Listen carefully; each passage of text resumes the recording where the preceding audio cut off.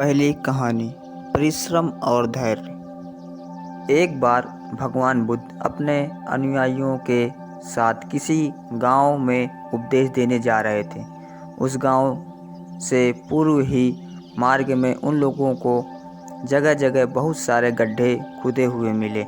बुद्ध के एक शिष्य ने उन गड्ढों को देखकर जिज्ञासा प्रकट की, आखिर इस तरह गड्ढे का खुदे होने का मतलब क्या है। तभी गौतम बुद्ध बोलते हैं, पानी की तलाश में किसी व्यक्ति ने इतने गड्ढे खोदे होंगे। यदि वह धैर्यपूर्वक एक ही स्थान पर गड्ढे खोदता तो उसे पानी अवश्य मिल जाता, पर वह थोड़ी देर गड्ढा खोदता और पानी न मिलने पर दूसरी जगह गड्ढा खोदने लगता। व्यक्ति को परिश्रम करने के साथ धैर्य भी रखना चाहिए। दूसरी कहानी अमृत की खेती।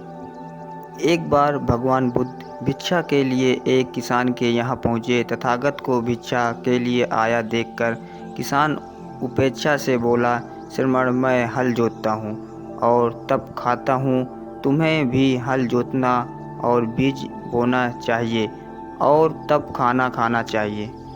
तभी भगवान बुद्ध ने कहा, हे महाराज, मैं भी खेती ही करता हूँ। इस पर किसान को जिज्ञासा हुई और वह बोला, मैं ना तो तुम्हारे पास हल देखता हूँ, ना बैल और ना ही खेती का स्थल। तब आप कैसे कहते हैं कि आप भी खेती ही करते हो? आप कृपया अपनी खेती के संबंध में समझाएं। तभी भगवान बुद्ध ने कहा, हे महाराज, मेरे पास श्रद्धा का बीज, तपस्या रूपी वर्षा और प्रजा रूपी जोत और हल है। पाप विरूता का दंड है, विचार रूपी रस्सी है, स्मृति और जागरूकता रूपी हल का फाल और पेनी है। और मैं वचन और कर्म से संयत रखता हूँ।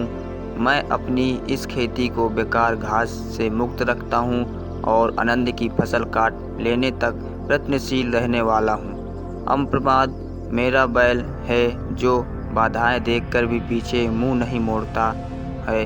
वह मुझे सीधा शांति धाम तक ले जाता है। इस प्रकार मैं अमृत की खेती करता हूँ। तीसरी कहानी दान की महिमा। भगवान बुद्ध का जब पाटलिपुत्र में शुभागमन हुआ तो हर व्यक्ति अपनी अपनी संपत्ति का स्थिति के अनुसार उन्हें उपहार देने की योजना बनाने लगा। और तभी राजा बिंबिसार ने भी कीमती हीरे, मोती और रत्न उन्हें पेश किए। बुद्ध देव ने सबको एक हाथ से सहर्ष स्वीकार किया। इसके बाद मंत्रियों, सेठों, साहूकारों ने अपने अपने उपहार उन्हें अर्पित किए और बुद्ध देव ने उन सबको एक हाथ से स्वीकार कर लिया। तभी इतने में एक बुढ़िया लाठी फेंकते हुए वहां आई। बुद्ध देव को प्रणाम कर वह बोली, भगवान, जिस समय आपके आने का समाचार मुझे मिला उस समय मैं यह अनार खा रही थी। मेरे पास कोई दूसरी चीज़ न होने के कारण मैं यह अधखाया फल को ही ले आई हूँ। यदि आप मेरी इस तुच्छ भेंट स्वीकार करें तो मैं अहोभाग्य समझूंगी। भगवान बुद्ध ने दोनों हाथ सामने कर वह फल ग्रहण किए। यह देख राजा बिंबिसार ने जब यह देखा तो उन्होंने बुद्ध देव से कहा, भगवान क्षमा करें, एक प्रश्न पूछना चाहता हूँ। हम सब ने आपको कीमती और बड़े बड़े उपहार दिए जिन्हें आपने एक हाथ से ग्रहण किया, लेकिन इस बुढ़िया द्वारा दिए गए छोटे एवं जूठे फल को आपने दोनों हाथों से ग्रहण किया। ऐसा क्यों भगवान? यह सुन बुद्ध देव मुस्कुराए और बोले, राजन, आप सब ने अवश्य बहुमूल्य उपहार दिए हैं, किंतु यह सब आपकी संपत्ति का 10वां हिस्सा भी नहीं है।